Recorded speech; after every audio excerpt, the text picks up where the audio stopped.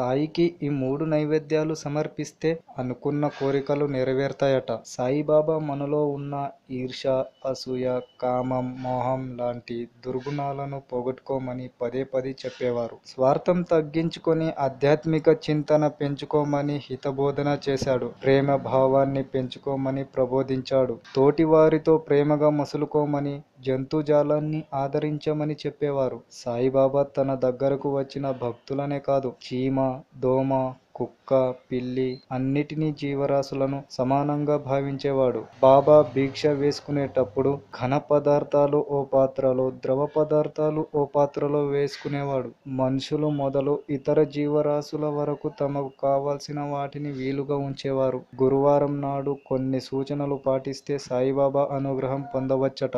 ఆ సూచనలు ఏంటో తెలుసుకుందాం. సాయిబాబాకి పాలకూర అంటే చాలా ఇష్టం. దాంతోపాటు హల్వా, కిచడి కూడా గురువారం నాడు సాయిబాబాకి సమర్పిస్తే అనుకున్న కోరికలు నెరవేరుతాయట. అదే విధంగా సాయిబాబాకి టెంకాయ కొడితే సాయి అనుగ్రహం తప్పక ఉంటుందట.